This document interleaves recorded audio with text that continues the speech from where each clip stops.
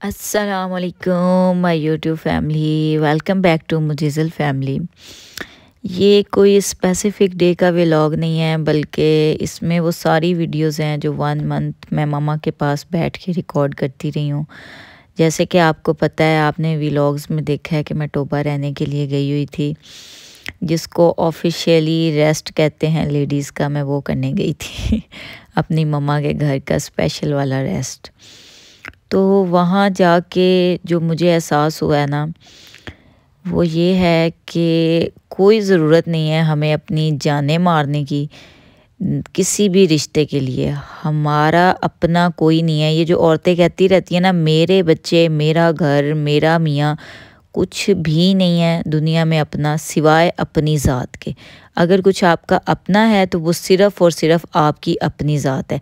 ठीक है, अल्लाह ताला ने भी आपकी रिस्पॉन्सिबिलिटीज़ रखी हैं, कुछ काम आपके ज़िम्मे हैं, खाना पकाना, ये वो आपके ऊपर ही सजते हैं काम। जिसका काम उसी को साजे। वो मिसाल मेरा ख़्याल है हमारे लिए बनी है जब हम कुकिंग वगैरह और ऐसे काम करते हैं, और हमें करने भी चाहिए कि हमारे कंधों के ऊपर बहुत सारे बोझ होते हैं जी। घर साफ़ नहीं होगा तो हमारी माँ के बारे में कोई क्या कहेगा, खाना अच्छा नहीं होगा तो माँ के बारे में क्या कहा जाएगा, बच्चे साफ़ सुथरे नहीं हैं तो माँ ने क्या सिखा के भेजा है, माँ ने इनको किस तरह रखा है। इन सब चीज़ों को भी माइंड में रखें, अपने घर को साफ़ रखें, बच्चों को, और क्या नाम है, अपनी कुकिंग में थोड़ा बहुत ध्यान दें। मगर ये नहीं कि इस चीज़ों को इतना ज़्यादा अपने ऊपर हैवी कर लें कि अपने आप को, अपनी सेहत को और अपनी हर चीज़ को पीछे छोड़ दें।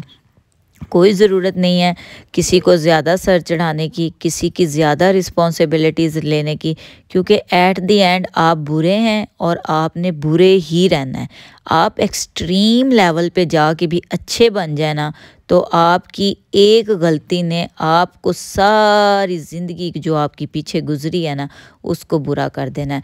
ये बंदों की मिसाल ले लें, मेरी बहुत सारी बहनें जो मेरी फॉलोअर्स हैं वो शादीशुदा हैं, उनका इस बात से बहुत अच्छा एक्सपीरियंस होगा कि वो दिन रात जान मारती रहें अपने मियाँ को खुश करने के लिए, मज़े मज़े के खाने बनाएं, जो मर्ज़ी कर लें।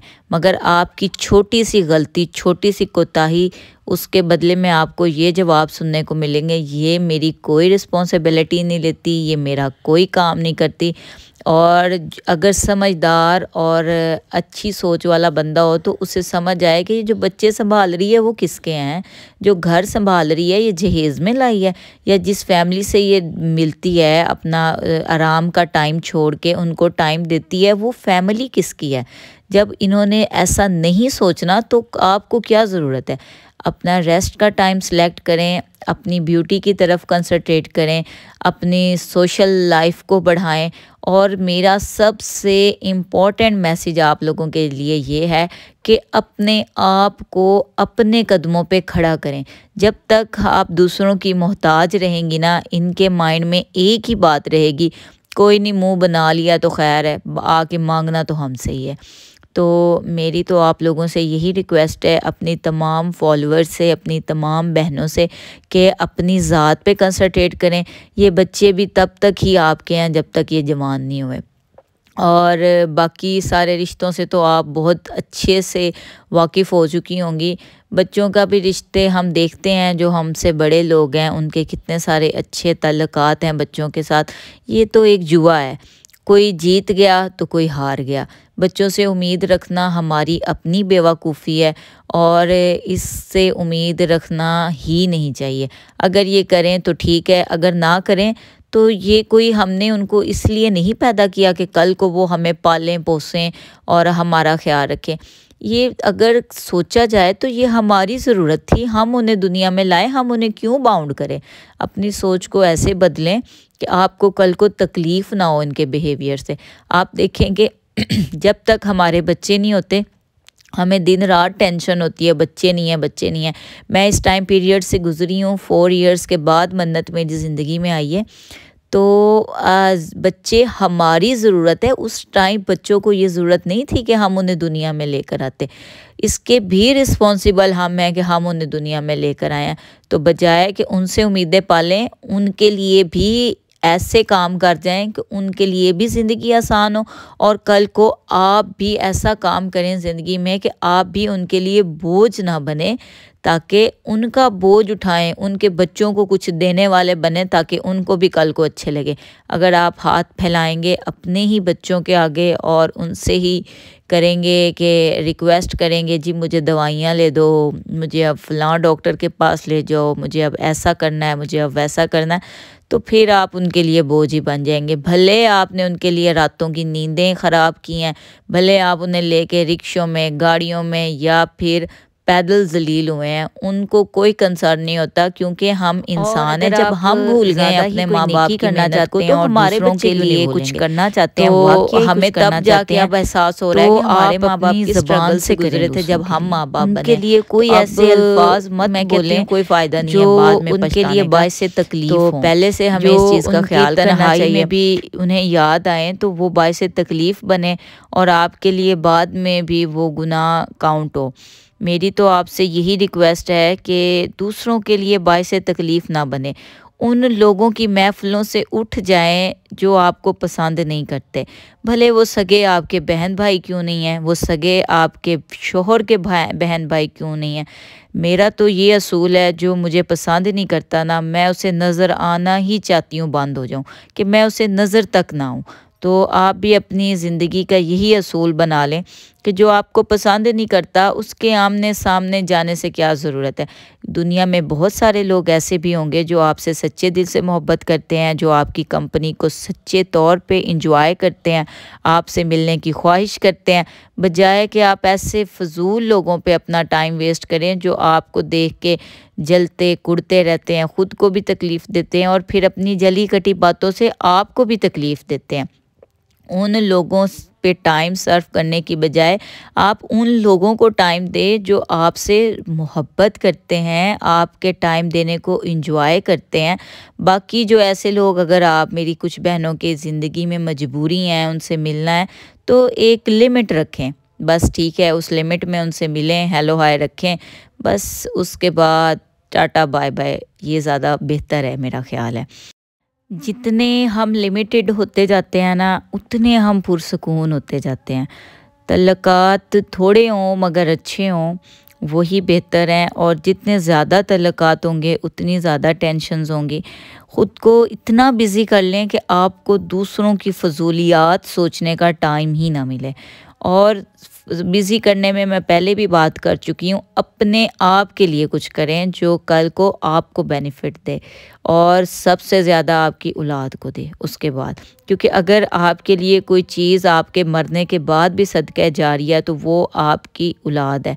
बस इनके लिए इतना ज़रूर करें कि इन्हें अच्छी तरबियत दें, ये भी आपके बाद, आपके इस दुनिया से चले जाने के बाद किसी के लिए बाइस तकलीफ़ ना बने, किसी को अजियत ना दें। बेटों की ख़ास तौर पे, मैं पहले भी वीडियोस में बात करती हूँ, अपने बेटों की ऐसी तरबियत करें जैसा आप अपने लिए शोहर चाहती थी, ताकि कल को आने वाली लड़की आपको दुआ दे। कोई लड़की ये ना सोचे कि इसकी माँ ने क्या तरबियत की है। और माँ के साथ साथ 100% रोल बाप को भी अदा करना चाहिए। अगर 50% माँ का है तो 50% बाप का भी है। दोनों मिलके ही, एक गाड़ी के दो पहिए कहा जाते हैं ना, तो दोनों मिलके ही इस चीज़ को संवारते हैं। बेटे ने ज़्यादा से ज़्यादा आदत अपने बाप से अडॉप्ट करनी होती हैं। तो मेरे उन भाइयों से भी रिक्वेस्ट है, एट लीस्ट अपने बच्चों के सामने अपनी औरतों को इज़्ज़त दें।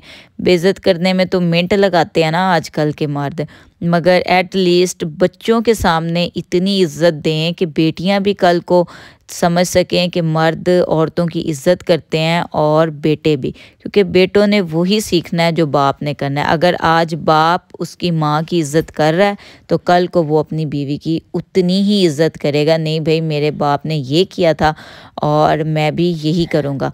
और अगर वो शुरू से मार पीट, धुतकारना, गालियाँ, ये सब कुछ देख रहा है तो डेफिनेटली वो कल को यही सब करेगा। तो मेरी तमाम पेरेंट्स से रिक्वेस्ट है कि बच्चों के सामने वो तमाम हैबिट्स करें जो उनके लिए अच्छी हों।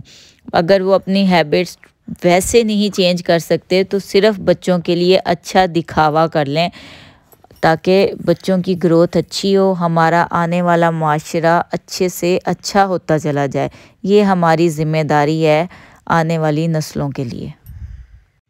जी, तो मेरी तकरीर लगता है बहुत सारी लंबी होगी और मेरी यूट्यूब फैमिली में भी बोर हो गई हो, तो इसीलिए हम इन सारे पर्सनल एक्सपीरियंस को और इन सच्ची खरी बातों को एंड करते हैं।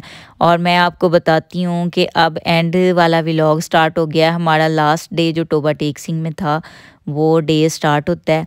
तो यहाँ पे देखिए मन्नत और मैं, इसकी चीज़ें ख़त्म हो रही थी और ये कह रही थी कि मैंने जाके चीज़ें लेनी है। हम लोग चीज़ें लेने के लिए गए शॉप पे। वहाँ मन्नत ज़िद कर रही थी कि मैंने खुद ही उठानी है और इसलिए मैंने मन्नत को इस तरीके से बैग डाल दिया और ये घर लेके गई है।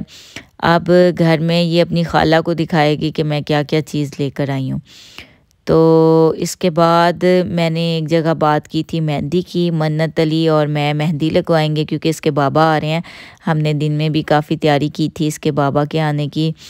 तो जब हम लोग मेहंदी लगवा कर आएंगे उसके बाद सो जाएंगे, सुबह इंशाल्लाह ताला शावर लेंगे।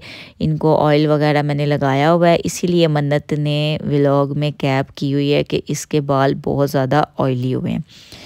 और मोहम्मद मिकाइल तो कोई तैयारी नहीं करेंगे क्योंकि उन्होंने कोई मेहंदी वगैरह नहीं लगानी, जस्ट शावर लेंगे। यहाँ पे मन्नत और मिकाइल मेरे साथ जा रहे हैं मेहंदी लगवाने के लिए। तो गली में ही इन्होंने लाइट लगाई हुई है जिसमें काफ़ी कलर सारे हैं और वो मन्नत और मिकाइल को बहुत पसंद है। तो यहाँ मुझे और मन्नत को मेहंदी लग रही है और यहाँ मन्नत का फेवरेट काम हुआ है।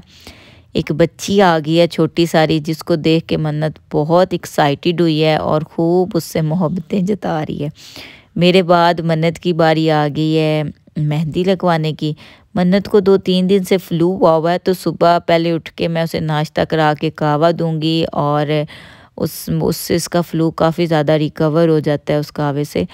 तो मैं उसके साथ ही थोड़ा टाइम 10 मिनट्स के लिए ब्लैंकेट या कुछ हैवी सा अपने नोज़ के ऊपर रैप करना होता है ताकि बाहर वाली ठंड अंदर ना जाए और उसका अच्छा असर हो जाता है। तो इसके बाद मैं मन्नत को रेडी करूँगी। मन्नत ने शावर तो पहले ही ले लिया है। तो देखें अब मन्नत के मैं बाल बना रही हूँ यहाँ पे। मोहम्मद मिकाइल अभी रेडी नहीं हुए। मोहम्मद मिकाइल को एंड पे रेडी करूँगी बिकॉज़ वो फ़ौरन ही गंदा मंदा होकर मेरे पास वापस आ जाता है। तो मन्नत का हेयर स्टाइल आलमोस्ट बन चुका है, मगर अभी इसके ऊपर वो जो होता है ना एक्स्ट्रा काम होने वाला वो रहता है। वो करने के बाद हम मोहम्मद मिकाइल को रेडी करेंगे। अब यहाँ पे मैं मन्नत अली का फेवरेट काम कर रही हूँ, नेल पेंट लगा रही हूँ। मैं चाह रही थी मैं इसे ब्लैक या पिंक नेल पेंट लगाऊं, मगर इस लड़की ने इंसिस्ट किया है कि मैं इसको ग्रीन ही लगाऊं। तो मैंने फिर इसको ग्रीन कलर की नेल पेंट लगाई है और मैंने रेड कलर की लगाई है। मेहंदी का कलर देखिए हमारा कितना अच्छा आया, लगता है अली हमसे बहुत प्यार करते हैं। ये सब काम वाइंड अप करते करते अली भी आ गए हैं और बच्चे उन्हें देख के इतने एक्साइटेड हुए हैं, इतने एक्साइटेड हुए हैं। बल्कि मोहम्मद की नई मोहब्बत हमारे सामने आई है। उसने अपने बाबा को ज़ोर से हगी कर लिया और तकरीबन आधा पौना घंटा उसने हग करके रखा है अली को और किसी को अली के करीब नहीं आने दिया। और कोई लालच ये लड़का नहीं माना, ना चीज़ का ना पैसों का, बस बाबा बाबा करके अली से ही चिपका रहा है। ये बच्चों की अपने बाप से मोहब्बत होती है। अल्लाह करे ये बरकरार रहे और इतनी बरकरार रहे कि बुढ़ापे तक चले। बुढ़ापे में जाके ये बच्चे हमसे आवाज़ार हो जाते हैं जिनकी हमारे बगैर 1-2 पल भी नहीं गुजरते। अब मिकाइल कहीं 10-15 मिनट के लिए भी चला जाए ना तो उसका मामा के बगैर रहना मुश्किल होता है। तो मेरे माइंड में फ़ौरन ख़्याल आता है कि ये लड़का मेरे बगैर दिन और रातें भी गुजारेगा और इसे परवाह नहीं होगी कि माँ किस हाल में है। और ऐसी सिचुएशन बनती है और हमें उन सिचुएशंस के लिए मेंटली तैयार रहना चाहिए ताकि उससे अच्छा हो तो हमें खुशी हो और अगर उससे बुरा हो तो हमें दुख ना हो, क्योंकि हम मेंटली तैयार रहें। तो बस अब अगली सुबह हुई है और मम्मा यहाँ पे हमें बाय बाय टाटा कर रही हैं। और ये बहुत हार्ड टाइम था 1 मंथ मम्मा के घर, खूब मज़े से हम रहे हैं। और उसके बाद अब हम जा रहे हैं। मम्मा लोगों की भी मन्नत और मोहम्मद के साथ खूब अटैचमेंट हो गई थी, उनके लिए भी कुछ दिन काफ़ी मुश्किल होगी। मोहम्मद भी बहुत एक्साइटेड था इनके पास रह के और अब वापस जाने के लिए एक्साइटेड है। तो ये देखें, ये गाय भैंसें आपको बता रही होंगी कि हमारा फोर्ट अब्बास आ गया। तो ये देखें, हमारा जो चोलिस्तानी एरिया है रेत वाला, वो स्टार्ट हो गया। बस अब हम घर पहुंचने वाले हैं। अब हम मिलेंगे नेक्स्ट व्लॉग में, तब तक के लिए अल्लाह हाफिज़।